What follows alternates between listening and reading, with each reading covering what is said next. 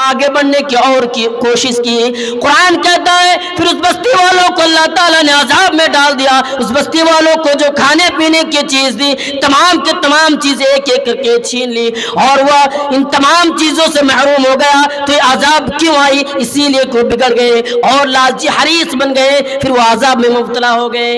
کیوں ہوا؟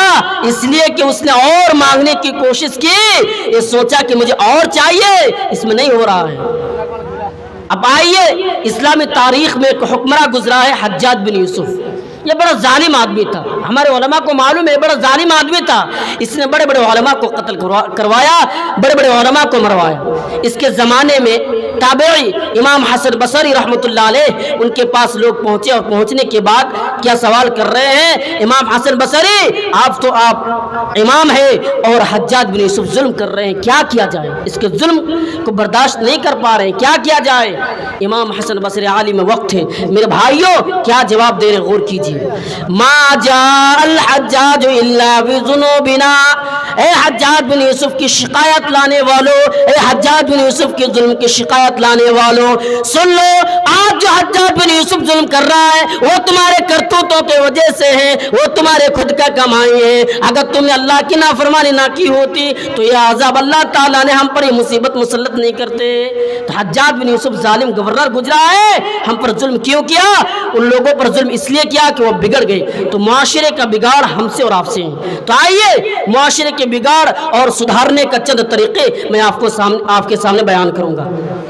10 طریقے بیان کروں گا جس سے معاشرہ سدھارتا بھی ہے اور بگاڑتا بھی ہے. اگر ہم نے ان چیزوں پر عمل کرنے لگے, اگر ان چیزوں اپنے زندگی میں شامل کر لی تو معاشرہ اس سے سدھار بھی جاتا ہے اور اس سے بگاڑتا بھی ہے.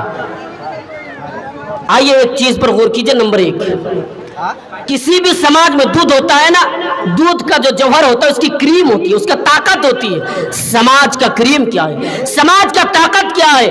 سماج کا طاقت ینگسٹر سے یعنی 20 سال سے لے کر 40 سال کے لوگ ہیں, یہ نوجوان ہے.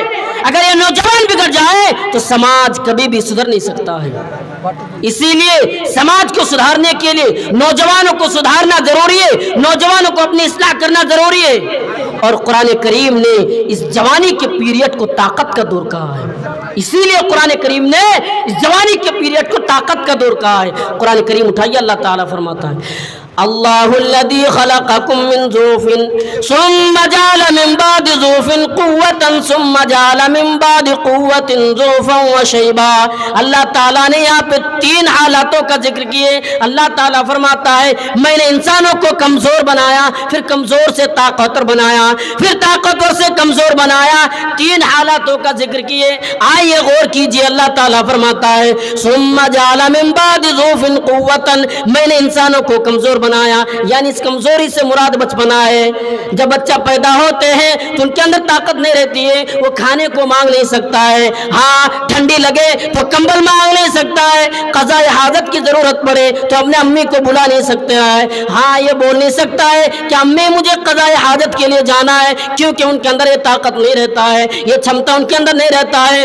اسی لیے اللہ تعالیٰ نے فرمایا میں نے انسانوں کو کمزور بنایا. پھر آگے فرماتا ہے ثم جعل من بعد ضعف قوتاً, پھر میں نے انسانوں کو قوت اور طاقتور بنایا.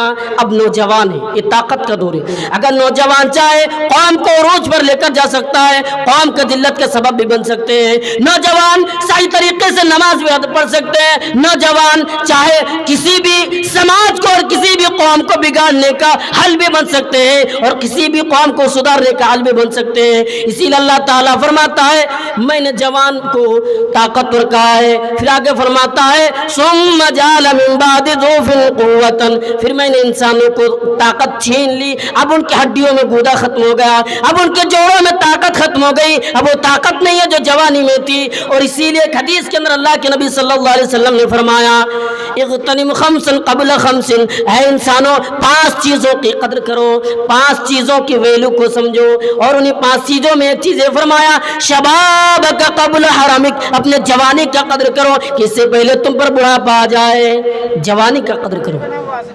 جوانی नौजवान ये कौम को उरूज पर लेकर जा सकते हैं और कौम का जिल्लत का सबब भी बन सकते हैं। और इस जवानी में जो अच्छी इबादत करे, रमज़ान के रोज़े रखे, कुरान और हदीस पर अमल करे, अल्लाह के नबी ने फरमाया सबातु युज़िल्लुहुमुल्लाहु फी ज़िल्लिही यौमा ला यज़िल्लु इल्ला ज़िल्लुहु, अल्लाह ताला क़यामत के दिन 7 तरीके के लोगों को अपने अर्श का साया देगा। और उन्हीं में से एक इंसान, अल्लाह के नबी ने फरमाया वो शाबुन नशा फी इबादतिल्लाह, जिसने अल्लाह की रज़ा के लिए अपने आप को इबादत की, यानी अल्लाह के रज़ा ने अपने जवानी अल्लाह की इबादत में गुजारी हो, वो भी शामिल है किसमें? जवान में। तो क्या करना होगा? सही अमल करना होगा।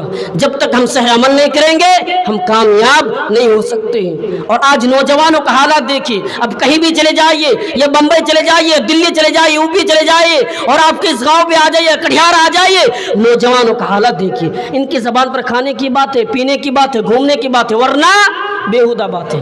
क्या ऐसे नौजवानों से समाज सुधरेगा? नहीं नहीं, कभी नहीं सुधर सकता है। ऐसे नौजवानों से समाज नहीं सुधर सकता है। इसीलिए क्या इंसान और जानवर में कोई फर्क नहीं है? एक जानवर जिनसी ख्वाहिश जहाँ चाहे पूरी कर ले, एक इंसान इतना गिर जाए कि उनके दिलो दिमाग में यही ख्याल चलते रहे कि किस तरीके से जिनसी ख्वाहिश को पूरी की जाए। नौजवानों, अल्लाह के नबी ने फरमाया अगर तुम जवान हो तो तुम शादी कर लो, जानवर की तरह ना दौड़ा करो, तुम शादी कर लो। अल्लाह के नबी ने फरमाया या माशरस शबाब मन इस्तता मिनकुमुल बात फल्यतज़व्वज, ऐ नौजवानों की जमात, अगर तुम शादी के काबिल हो गए हो तो तुम शादी कर लो। फ़इन्नहु अग़ज़्ज़ु लिलबसर व अहसनु लिलफ़र्ज, इससे तुम्हारी 2 फायदे होने वाला है। एक तो नज़र की फितना और शर्मगाह की फितना, नज़र झुक जाएगी और शर्मगाह महफूज हो जाएगी। अगर इन दोनों फितनों से बचना है तो तुम्हें शादी कर लो, शादी कर लो, इन दोनों फितनों से बच जाओगे। क्या करना है? शादी करना है। आज हमारे नौजवान शादी भी की उम्र पहुंच गए और शादी भी कर रहे हैं तो क्या मांग रहे मालूम है? मुझे गाड़ी चाहिए, मुझे खूबसूरत औरत चाहिए, दीनदारी नहीं, मुझे खानदान वाली औरत चाहिए। अल्लाह के नबी ने क्या कहा? इस हदीस पर गौर कीजिए। तुनकहुल मरातु लिअरबईन, है लोगों दुनिया में बसने वालों, लिमालिहा, कुछ लोग हैं जो माल को देखते हैं, माल वाले लड़की को पसंद करते हैं। हाँ इसका बाप अमीर है, अब मुझे बाल चाहिए। हाँ इनका बाप बहुत ज्यादा अमीर है, गांव में अमीर है तो पैसा चाहिए। लिमालिहा वलिजमालिहा, कुछ लोग तो ऐसे हैं जो जवानी वाली जमालिहा खूबसूरती को पसंद करते हैं। खूबसूरत है या नहीं है, दीनदारी है नहीं है, कोई परवाह नहीं, लेकिन खूबसूरत है या नहीं है ये देख रहे हैं।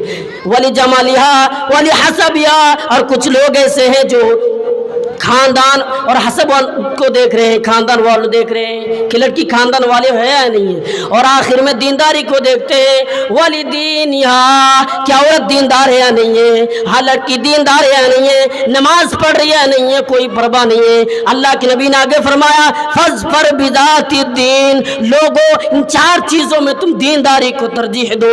अगर तुमने दीनदारी को तरजीह नहीं दी, अगर तुमने दीनदारी को पसंद नहीं किया तो समझ जाओ तुम तबाह हो जाओ, बर्बाद हो जाओ। अल्लाह के नबी ने तबाह और बर्बाद होने की बात की है कि जो दीनदारी को पसंद ना की, जो दीनदारी को झुटलाया वो तबाह हो जाए और बर्बाद हो जाए। क्यों कहा? दीनदारी को पसंद करने के लिए कहा। किसने? अल्लाह के नबी ने कि दीनदारी को पसंद कीजिए। लेकिन हमारा नौजवान सिर्फ शराब के आदी में और गंदी चीज़ों में खूबसूरती को पसंद कर रहे हैं। दीनदारी नहीं है, कोई बात नहीं है। आप अपने बच्ची को भी सही तालीम देने की कोशिश कीजिए। तो जब तक नौजवान नहीं सुधरेंगे समाज सुधर नहीं सकता है। समाज को सुधारने के लिए नौजवानों को अपनी इस्लाह करना पड़ेगी। नंबर 2, दूसरी चीज़, मुआशरे को सुधारने के लिए, और मुआशरा इससे बिगाड़ता भी है। आज औरतों को देखिए, अगर औरत बिगड़ी हुई है तो समाज कभी भी सुधर नहीं सकता है। अल्लाह के नबी ने फरमाया इस उम्मत के लिए औरत से खतरनाक कोई फितना नहीं छोड़ा। अल्लाह के नबी ने फरमाया अद्दुन्या हुल्वतुन खज़िरा, दुनिया बड़ी रंगीन है, दुनिया बड़ी चमक दमक वाली है। फत्तकुद्दुन्या वत्तकुन निसा, ऐ लोगों तुम दीनदारी को तरजीह दो। हाँ अगर फत्तकुद्दुन्या वत्तकुन निसा, हाँ एक तरफ दुनिया है और एक तरफ औरत है। अगर माशरे को सुधारने का हाल, अगर औरत बिगड़ गई, यानी दुनिया के तमाम फितनों को एक तरफ रखा और औरत के फितनों को एक तरफ रखकर कहा अगर दुनिया औरत बिगड़ गई तो आधी समाज, आधी सोसाइटी ऐसे ही बिगड़ गई। عورت اگر بگڑ گئی تو بڑے بڑے متقی کا تقوی پاش پاس ہو جاتے ہیں، بڑے بڑے نمازی کا نماز کام نہ آئے، بڑے بڑے ایمان والوں کا ایمان کام نہ آئے۔ لیکن یہی عورت اگر ایمان والی بن جائے، یہی عورت اگر دیندار بن جائے تو یہ آسیہ بھی بنتی ہے، یہی عورت اگر دیندار بن جائے تو یہ مریم بھی بنتی ہے، جس ایمان